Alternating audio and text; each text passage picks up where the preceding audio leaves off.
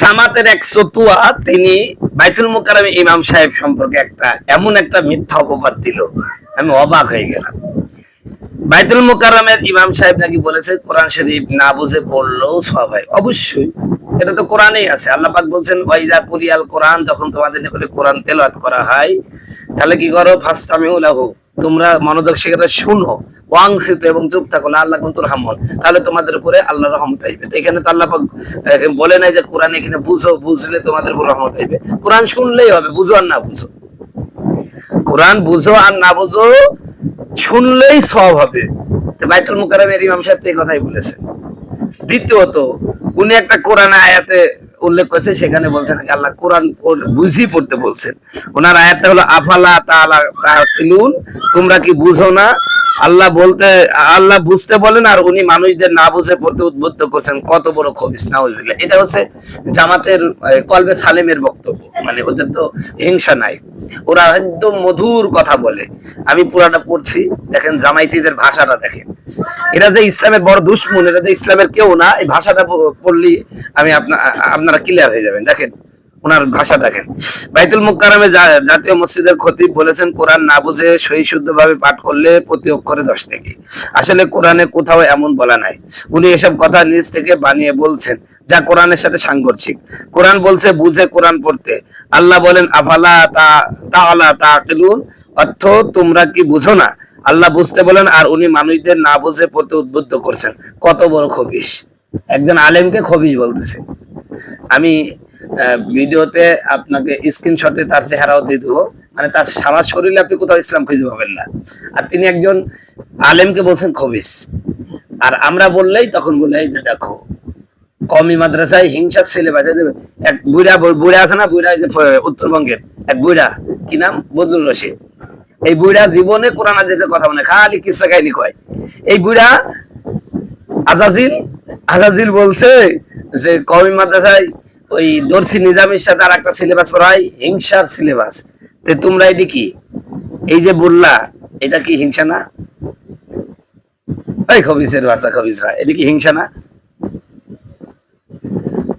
এরপরে দেখেন কি লেখছে, না বুঝে পড়লে উনার এবং উনার ঘরনার হুজুরদের একটি বিশেষ সুবিধা আছে। সুবিধাটা কি জানেন? সুবিধাটা হলো মানুষ যদি কোরআন না বুঝে তবে উনিরা যা বলবেন মানুষ তা মেনে নেবেন। আর মানুষ যদি কোরআন বুঝে তাহলে মানুষ মিলায়ে দেখবে উনি কি সত্য বলছে না মিথ্যা বলছে। এইবার বুঝলেন উনি কেন মানুষকে না বুঝে পড়তে বলে। একজন পাক্কা কোরআন অস্বীকারী মানুষ। আল্লাহ পাক আমাদের সবাইকে কোরআন বোঝার ও মান্য করার তৌফিক দান করেন। এটাই হচ্ছে এই আজাজিলের কথা। এই আজাজিল আবার জামাতে আবার সব দলের লোক থাকে, লামাজাবিও থাকে, আবার আহলে কোরআনরাও জামাতকে সাপোর্ট করে।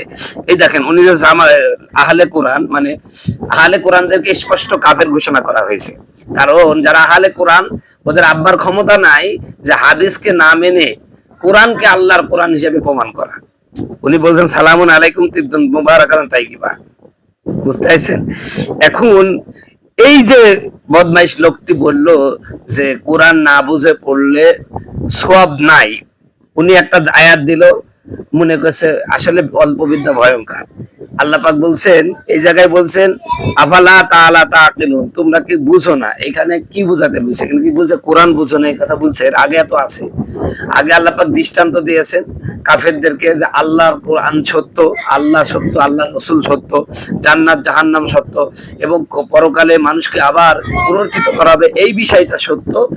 এইগুলো বুঝে আল্লাহ পাক বলছেন আফালা তাআকিলুন, তোমরা কি বুঝো না।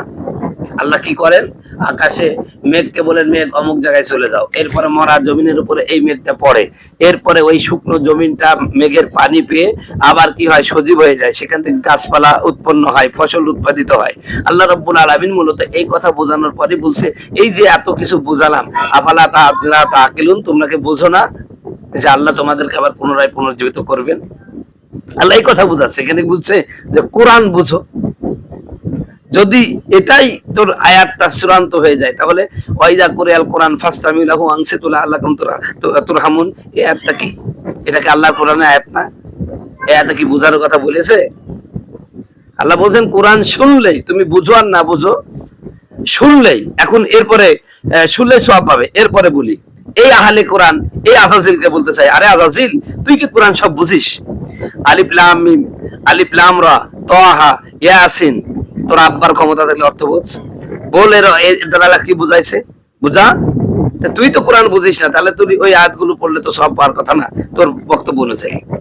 মানে এই নাদান গুলো, মূর্খ গুলো নিজেদেরকে এত পণ্ডিত মনে করে, তা বলার কথা নেই। সম্মানিত বন্ধুগণ, আমার ভাইয়ের আমার, তো এটাই হচ্ছে এদের মিথ্যা অপবাদের বিষয়। এরা মিথ্যা অপবাদে ফার্স্ট। এরপরে রাসূল সাল্লাল্লাহু আলাইহি ওয়াসাল্লামের হাদিস কি বলছে? আব্দুল্লাহ ইবনে মাসউদ রাদিয়াল্লাহু থেকে বর্ণিত, রাসূল সাল্লাল্লাহু আলাইহি ওয়াসাল্লাম বলেছেন, তোমরা যদি কোরআন থেকে মান করা হারফান মিন কিতাবিল্লাহ, যে ব্যক্তি আল্লাহর কোরআন থেকে একটা কিতাবও পড়ে, একটা হরফও পড়বে, তাহলে ফালাহু আশরু আমসালিহা, আল্লাহ পাক তার আমলনামায় 10টা নেকি দিবেন। উনি মিথ্যা কি কথা বলে হাদিসের মানছই। এরপরে কথা বললো, মানে বাইতুল মুকাররমের ইমাম সাহেবকে বিরোধিতা করতে হবে, এটাই মানে কোরআনের অস্বীকার হয়ে যাক, হাদিস অস্বীকার হয়ে যাক, তারপর বাইতুল মুকাররম ইমাম সাহেবকে অস্বীকার করতে হবে, তার কথাকে ডিনাই করতে হবে। এটাই হলো আমাদের ধর্ম, এটাই হলো আহলে কোরআনদের ধর্ম, এটাই হলো আহলে হাদিসের ধর্ম, এটাই।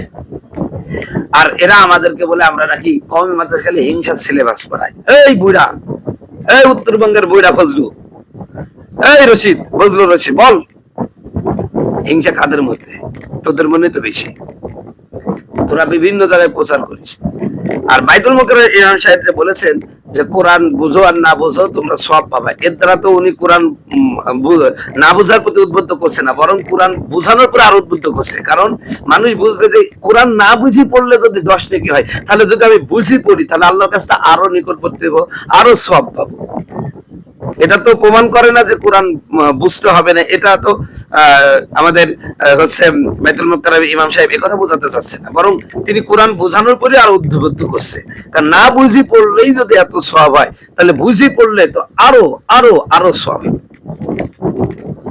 আল্লাহ রাব্বুল আলামিন কোরআন সম্পর্কে আরো বলছেন যে ওয়াকুলুর রাসূল, কোরআন শরীফে আল্লাহ পাক বলেন যে ইয়া কওমি ইত্তাখাযু হাযাল কোরআনা মাহজুরা। সূরা ফুরকানের মধ্যে আল্লাহ পাক বলেন যে যারা এই কোরআনকে উপহাসের বস্তু হিসেবে গ্রহণ করবে, আল্লাহ তাদেরকে কিয়ামতের ময়দানে কি করে উঠাবে? কিয়ামতের ময়দানে তাদেরকে মাহজুরা মানে উপহাসকারী করে উঠাবে। এই আয়াতের ব্যাখ্যায় তো আমরা সবসময় বলি যে কোরআনকে সর্বপ্রথম পড়া ফরজ। বাইতুল মুকাররম ইমাম সাহেব সহিশুদ্ধভাবে পড়ার প্রতি উদ্বুদ্ধ করছে। কোরআন বুঝা ফরজ কখন? যখন আপনি কোরআন রিডিং করতে পারবেন, কোরআন পড়তে পারবেন, তখন আপনার উচিত হলো কোরআনকে বুঝা। কোরআন যখন বুঝতে পারবেন তখন আমল করতে হবে। কিন্তু কিছু মানুষ আছে যারা কোরআন বোঝার মতন ক্ষমতাই নাই, তাহলে সে কোরআন বুঝবে কেমনে? তুমি নিজেই বলছো কোরআনের সব বুঝো না, কারণ আল্লাহ পাক এমন কিছু আয়াত আছে যেগুলো আমার আপনার বোঝার ক্ষমতা নাই।